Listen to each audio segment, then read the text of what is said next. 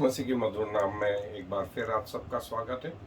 और हम एक महत्वपूर्ण चीज देखने जा रहे हैं कि प्रभु यीशु मसीह का स्वर्गारोहण हो भी गया और उसके बाद में जैसे आदम की पसली से हवा ईव का निर्माण हुआ था, वैसे ही प्रभु यीशु मसीह की पसली के भाले से जो भाला मारा गया पसली में, उसमें से लहू और पानी निकला और उससे कलीसिया उत्पन्न हुई, जो प्रभु यीशु मसीह की दुल्हन। और प्रभु यीशु मसीह की इस दुल्हन के बारे में लिखा है कि वो बादलों पर आएगा और जो जीवित हैं, पवित्र लोग हैं, वे आसमान पर उठा लिए जाएंगे और जो संत हैं वे भी जो है जी उठेंगे और प्रभु से हवा में मिलेंगे। इसका वर्णन जो है पहला थिस्सलुनीकियों उसका 4 अध्याय 13 आयत से 18 आयत तक। मेरे साथ निकाल लें। पहला थिस्सलुनीकियों 4 अध्याय पद 13 से पद 18 तक। और यहाँ ऐसा लिखा है, हे भाइयों, हम नहीं चाहते कि तुम उनके विषय में जो सोते हैं अज्ञान रहो। ऐसा ना हो कि तुम औरों की नए शोक करो जिन्हें आशा नहीं, क्योंकि यदि हम प्रतीति करते हैं कि यीशु मरा और जी भी उठा, तो वैसे ही परमेश्वर उन्हें भी जो यीशु में सो गए हैं उसी के साथ ले आएगा। क्योंकि हम प्रभु के वचन के अनुसार तुमसे यह कहते हैं कि हम जो जीवित हैं और प्रभु के आने तक बचे रहेंगे, तो सोए हुओं से कभी आगे न बढ़ेंगे। क्योंकि प्रभु आप ही स्वर्ग से उतरेगा, उस समय ललकार और प्रधान दूत का शब्द सुनाई देगा और परमेश्वर की तुरही फूकी जाएगी और जो मसीह में मरे हैं वे पहले जी उठेंगे। तब हम जो जीवित और बचे रहेंगे उसके साथ बादलों पर उठा लिए जाएंगे कि हवा में प्रभु से मिले, और इस रीति से हम सदा प्रभु के साथ रहेंगे। इन बातों से एक दूसरे को शांति दिया करो। और जो है जो प्रभु यीशु मसीह में मरे हैं वे संत जो है जी उठेंगे, और जो समय प्रभु के लोग होंगे, दुल्हन विशेष करके, वो भी बादलों पर उठा ली जाएगी कि अपने दूल्हे से मिले। अब एक महत्वपूर्ण चीज होगी, आपको स्मरण होगा कि जब पवित्र आत्मा इस संसार में आया उस समय कलीसिया का निर्माण या दुल्हन का निर्माण हो रहा था, और पेंतिकोस्त के दिन ऐसा हुआ। अब उसका अपोजिट, जब दुल्हन वापस जा रही है, कलीसिया उठाई जा रही है, तो पवित्र आत्मा भी उसके साथ में उठा लिया गया। अब जो शेष बचे रहेंगे जो पृथ्वी पर, वे बगैर पवित्र आत्मा के। और आप कल्पना कर सकते हैं कि बगैर पवित्र आत्मा के संसार कैसा होगा। लेकिन इसके बाद एक मौका और उन लोगों को मिलेगा जो पृथ्वी पर रह गए और प्रभु का ज्ञान रखते हैं, लेकिन अपने कार्यों के कारण वे पिछड़ गए, अपने सोच के कारण पिछड़ गए। और वो 7 साल का एंटी क्राइस्ट का राज्य जो है स्थापित होगा, जिसमें से पहले 3.5 साल तो अच्छे से जाएंगे और अगले 3.5 साल जो है कठिनाई भरे रहेंगे। और उस समय वो 666 अंक वाली सील लगाई जाएगी, और जो नहीं लेगा वो मार डाला जाएगा। लेकिन भला ये रहेगा कि मर जाए लेकिन सील न ले, क्योंकि इसके बाद प्रभु उतरेगा और जो है शैतान जो है पराजित होगा, जिनको उसने मार डाला था। पृथ्वी के आरंभ से वे सारे मरे हुए लोग या शहीद हुए हुए लोग जी उठेंगे। इसको बाइबल में पहला मृतकोत्थान कहा गया, जिसमें शहीद लोग जो मारे गए थे वे जीवित होंगे कि 1000 साल तक प्रभु के साथ में राज्य करेंगे। और 1000 साल के बाद में जो है शैतान जो बांध दिया गया था छोड़ा जाएगा और वो अंतिम लड़ाई के लिए निकलेगा। लेकिन इस बार जो है अंतिम लड़ाई के लिए जो है प्रभु आए नहीं, और प्रभु के फूंक से जो है शैतान और उसके दूत हमेशा के लिए उस अनंत नरक में डाल दिए गए। फिर न्याय शुरू हुआ। सो वे सारे लोग जो आदम से लगा करके उस दिन तक होंगे, सब व्यक्तियों का जो है न्याय किया गया, और सब व्यक्ति जी उठे, कहीं तो सदा के जीवन के लिए और कहीं सदा की मृत्यु के लिए।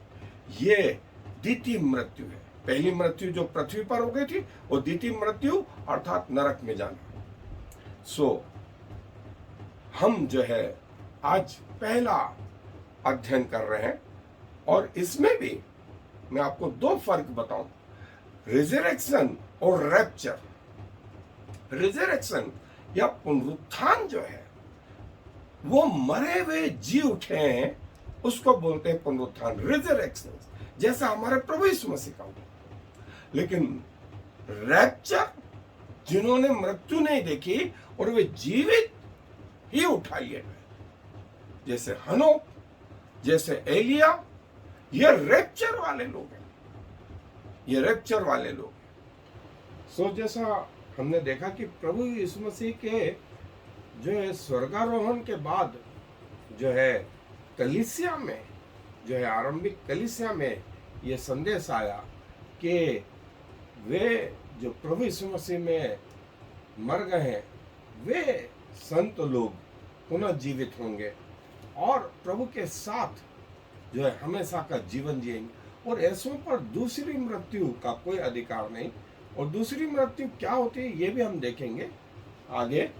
और उसके बाद में जो कलीसिया में जो शिक्षा थी वो ये, पौलुस जो है थिस्सलुनीके की कलीसिया को लिखते हुए बोलता है कि जैसे मसीह मर गए और जी उठे और पिता परमेश्वर ने उनको जो दे दी, वैसे ही कलीसिया का भी होगा। और कई लोगों के लिए ये एक रहस्य बना रहा, विशेष करके कंफ्यूजन भी रहा, और पौलुस इस चीज को बोलता है कि जो लोग मसीह में मर गए वे पहले जी उठेंगे, विशेष करके संत, those who dead in Christ, Christians who have died as those whose body, और जो है वे जीवित होंगे, और इसी के साथ वे भी जो जीवित हैं और उस समय रहेंगे, वे पल भर में, पौलुस बोलता है, पवित्र आत्मा की सहायता से पलक झपकते ही वे भी बदल जाएंगे, और उनका शरीर वैसा हो जाएगा जैसा प्रभु यीशु मसीह का, प्रभु की जैसी उनकी देह होगी, प्रभु की जैसी उनकी पवित्रता होगी, प्रभु के जैसी उनका तेज होगा, और इस लायक होगा जो पिता को देख सके, पिता की रोशनी में चल फिर सके। और फिर जो है जैसा लिखा है कि वहां मृत्यु नहीं, वहां शोक नहीं, वहां बीमारी नहीं। और जैसे प्रभु यीशु मसीह जब जी उठे तो उन पे समय का प्रभाव नहीं था, उनके ऊपर दीवार, फाटकों का, दरवाजों का कोई असर नहीं हो रहा था, वो बंद दरवाजों को क्रॉस करके आ गए। उनको दूरी का जो है कंट्रोल नहीं, दूरी कंट्रोल कर पा रही थी, और जो है उनको ग्रेविटी कंट्रोल नहीं कर पा रही थी, वे जो है अगेंस्ट ग्रेविटी ऊपर उठे, और उनके शरीर था, उनके घाव थे, और वे बोल रहे थे, वे सुन रहे थे, वे खा रहे थे, वे चख रहे थे, वे बातचीत कर रहे थे। ये सारी चीजें कलीसिया में उन लोगों की होगी जो जीवित होकर के प्रभु के साथ 1000 साल के लिए और आगे भी रहेंगे। 14वीं आयत में ये कहा गया है, वही शिक्षा को रिपीट किया गया है कि मसीह में जो मर गए हैं वे जो है नया जीवन जो है प्राप्त करेंगे। और इसीलिए जो है प्रभु ने हमें वो आशा दी। अभी तक ये फिलॉसफी थी कि मां के पेट से बाहर आए और जब तक मृत्यु ना हुई तब तक का जो है जीवन है, पैदा होने से मरने तक का जीवन है। लेकिन प्रभु यीशु मसीह ने जो है इस फिलॉसफी को बिल्कुल चेंज कर दिया। प्रभु यीशु मसीह ने कहा मरने के बाद जो जीवन होगा वो वास्तविक जीवन होगा। और उसकी कड़ी में पहला शब्द जो था वो ये था, वे संत जो प्रभु यीशु मसीह में है और मर गए हैं वे जीवित होंगे। ये आशा थी। अभी तक हमें शोक होता था, हम सोच सोच करके मरते जाते थे, अरे कि एक दिन मरना, एक दिन मरना, एक दिन मरना। लेकिन प्रभु ने कहा नहीं, अब इस मृत्यु से डरने की जरूरत नहीं है। प्रभु जीवन देने आए, प्रभु मृत्यु देने नहीं आए। मृत्यु तो मनुष्य ने पाप के द्वारा कमाई। इसलिए प्रभु न सिर्फ पृथ्वी के जीवन की बात करते हैं वरन आने वाले जीवन के बारे में भी प्रभु बताते हैं।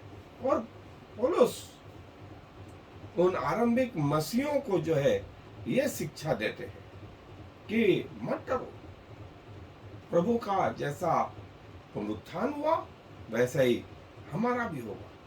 और प्रभु आप स्वर्ग से उतरेगा, जैसे तुम उसे स्वर्ग जाते हुए देख रहे हो वैसे वो फिर आएंगे। और जो है प्रभु अपने लोगों को लेने आएगा, परमेश्वर की तुरी फूकी जाएगी और जो मरे हैं, और जैसा प्रभु के वचन में दानियल नबी की पुस्तक में, और ये कि प्रभु की तुरी फूकी जाएगी। इवन निर्गमन में जैसे तुरियों का फूकना होता था, भजन संहिता में बताया गया कि तुरियां फूकी जाएंगी। उस समय लोग तुरी के फूकने के शब्द से पहचान लेते थे।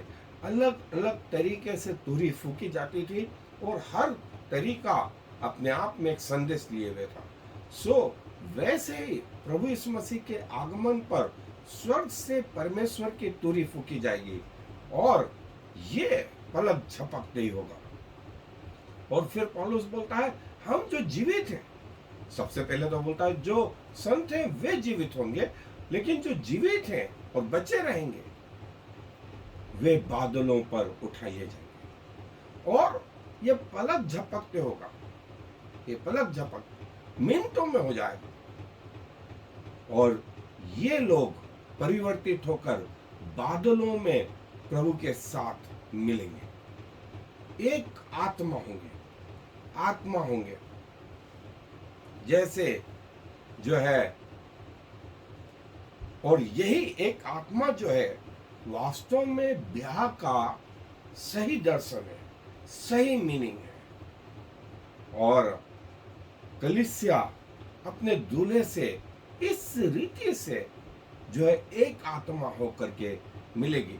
सो ये समय कब आएगा, कैसे होगा, हालांकि इसका जो है कंट्रोल पिता परमेश्वर ने अपने हाथ में रखा है।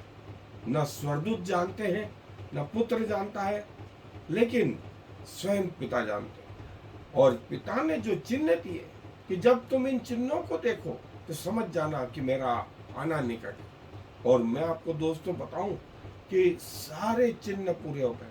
और जैसे मैंने पिछले किसी वीडियो में बताया भी कि जब पेशेंट मरता होता है तो उसकी पल्स धीमी हो जाती है, उसका ऑक्सीजन लेवल कम हो जाता है, उसका रेस्पिरेशन फेल होने लगता है, उसका बीपी फेल होने लगता है, उसकी आंखें की पुतली काम नहीं करती, उसका यूरिन आउटपुट रुक जाता है, वो लंबी लंबी गहरी गहरी सांस और कठिनाइयों के साथ सांस लेता है, जिसे हम लेबर्ड रेस्पिरेशन कहते हैं।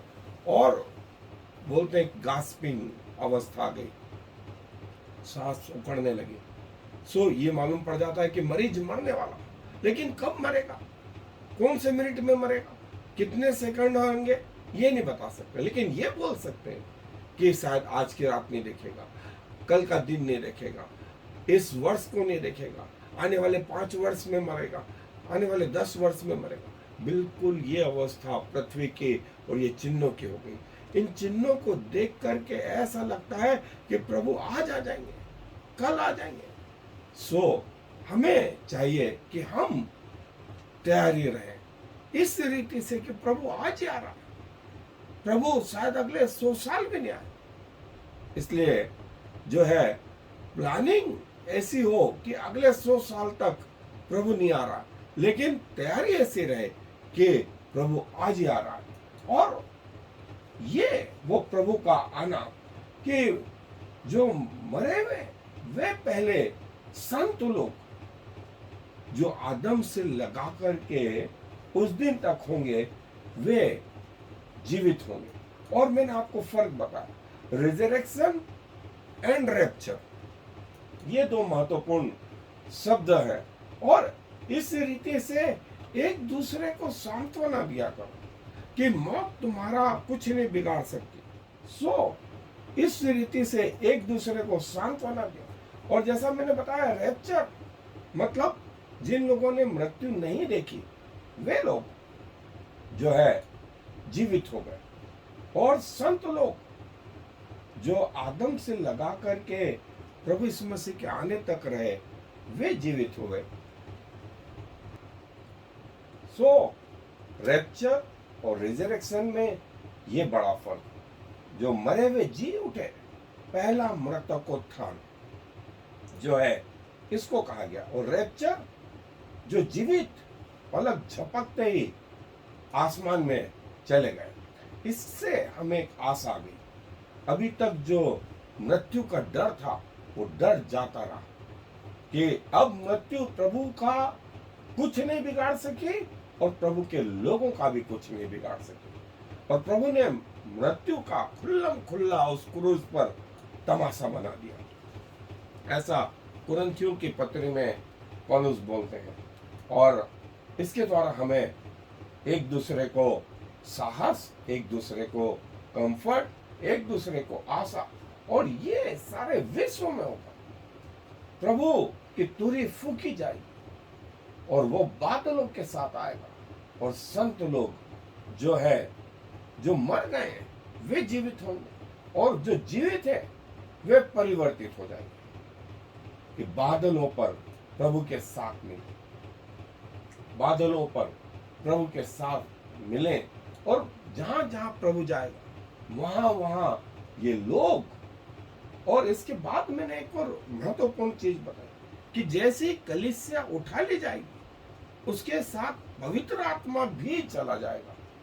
सो जो संसार रहेगा बगैर पवित्र आत्मा के रहेगा। और जब ऐसा संसार जिसमें पवित्र आत्मा नहीं होगी तो आप सोच सकते हैं कि शैतान कैसे काम करेगा। पूरे पावर में काम करेगा, पूरी शक्ति के साथ। उसको मालूम रहे कि उसके दिन जो है गिन करके उनका अंत कर दिया गया। और धन्य वे हैं जो प्रभु में मरते हैं, क्योंकि वे जीवित होंगे और तुरहियां फूकी जाएंगी और प्रभु बादलों पर अपने लोगों को लेने आएगा। सो तैयार रहे, तैयार रहे। वो दिन शायद आज ही हो जाए, वो आज की रात हो, कल की रात हो। और जो है प्रभु ने ऐसा कहा, 2 जन खेत में होंगे, खेत में दिन में होता है, चक्की पीसते होंगे, चक्की अर्ली मॉर्निंग, विश्व में कई जगह अर्ली मॉर्निंग हो रही होगी, कुछ जगह दोपहर हो रही होगी, कुछ खाट पे सोते होंगे।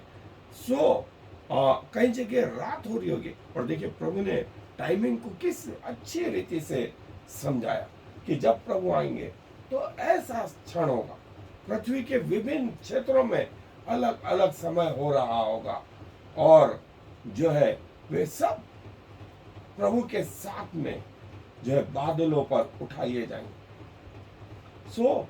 फेज 1 रैप्चर, जिसका वर्णन जो है पहला थिस्सलुनीकियों के 4 अध्याय 13 से 18 आयत में।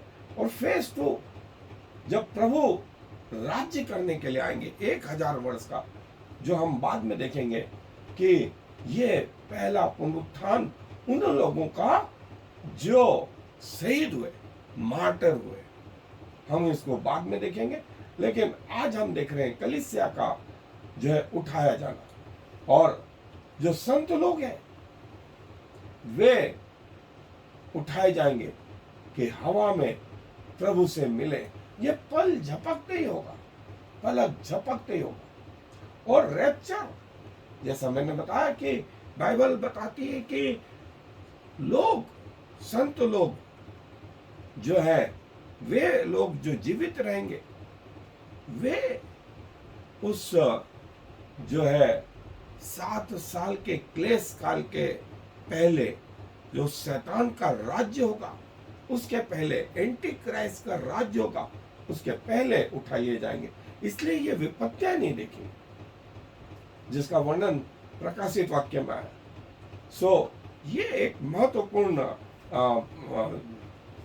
टाइमलाइन है जिसे हमें समझना चाहिए कि देखिए, प्रभु यीशु मसीह का पुनरुत्थान और चर्च एज, आज जिस हम अवस्था में है वो हम यहाँ पर है, यहाँ पर है।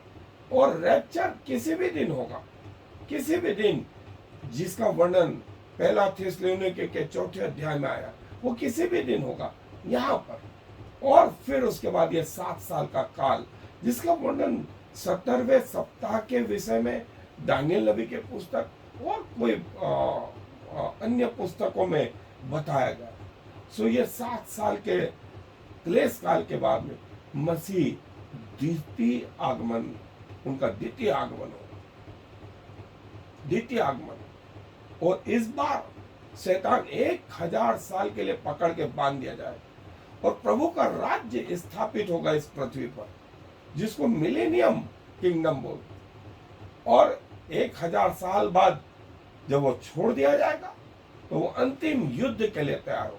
और यहाँ पर इस लेवल पर 1000 साल के बाद में सब जीवित होंगे, सब, छोटे बड़े, दास, स्वतंत्र, और सबका न्याय किया जाएगा। और कुछ तो अनंत नरक के लिए और कुछ अनंत जीवन के लिए जाएंगे। ये टाइमलाइन है।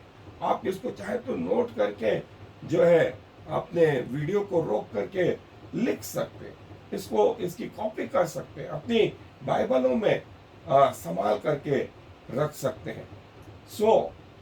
ये टाइमलाइन, ये टाइम, और आज हम इस लेवल पर, ये वाला काल अभी आना बाकी है, फिर ये वाला बाकी है, और फिर उसके बाद अनंत काल का। दोस्तों, ये किस दिन घट जाएगा हम में से किसी को नहीं।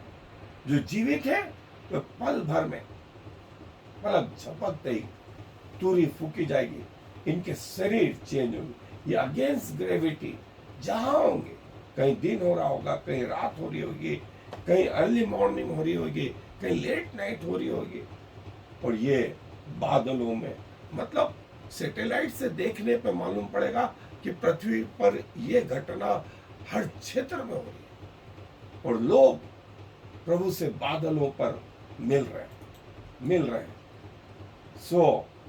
प्रभु जो बादलों पर आ रहा, तुरही फूकी जाएगी और प्रभु के लोग प्रभु से बादलों पर मिलेंगे। प्रभु आया, जिसका वर्णन पहला थिस्सलुनीके, फिर जो है संतों का पुनरुत्थान, फिर रैप्चर, जीवित लोगों, और रीयूनियन, प्रभु यीशु मसीह से पुनः मिला। और ये हमारी आशा है। मौत जैसे प्रभु यीशु मसीह का कुछ नहीं बिगाड़ सके, वैसे प्रभु के लोगों का भी कुछ नहीं बिगाड़ सके, और प्रभु के लोग इस संसार से चले जाएंगे। और कहा गया है कि हो सकता है कि प्रभु के लोगों के घर खाली रहे, उनके घरों में चोरियां हो, उनकी पृथ्वी की संपत्ति को पृथ्वी के लोग लूटने दें, क्योंकि प्रभु के लोगों को यहाँ नहीं, उनको तो अनंत जीवन का जो है धन मिल गया, जहाँ कीड़ा न काई बिगाड़ते। और मैं आपसे एक चीज पूछूंगा, क्या आप तैयार हैं? क्या आप तैयार हैं प्रभु के साथ जाने के लिए? यदि आपकी मृत्यु हो जाए तो क्या आपको भरोसा है कि आप प्रभु के साथ जाएंगे? और नहीं तो मैं बोलूंगा जीते जी जो है आज ही फैसला करें कि प्रभु के पीछे चलेंगे, चाहे गिरे चाहे कैसे भी रहे, अपना जीवन प्रभु को सौंपे। आए दुआ। प्रभु जी धन्यवाद देते हैं हमें समय के पहले चिताने के लिए। और प्रभु जी कई लोग अभी तक इस सत्यता को नहीं जान पाए हैं। ऐसे तमाम लोगों के लिए दुआएं करते हैं प्रभु कि वे आपके पास आने पाए। और कई लोगों को सेंस नहीं है प्रभु के इन बातों को समझे, उनकी बुद्धि, उनकी आंखें, उनके कान बंद किए गए। आपका अनुग्रह चाहते हैं, आपकी दया चाहते हैं प्रभु। अपनी मृत्यु के पहले वे सारे लोग आपको अपना उद्धार करता ग्रहण कर लें। और प्रभु जी हमें तैयारी का जीवन दें कि आज यदि आज की रात आ जाए तो हम आपके साथ जाने वाले हो सकते। यदि हमारी मृत्यु होती है तो हम आपके साथ जाने वाले हो सकते। और धन्यवाद देते कि मृत्यु जिससे हम अभी तक डरते थे वो आपका कुछ नहीं बिगाड़ सके। वैसे ही आपने कहा कि उन संतों का, आपकी कलीसिया का भी वो कुछ नहीं बिगाड़ सके। शैतान की जो पराजय हुई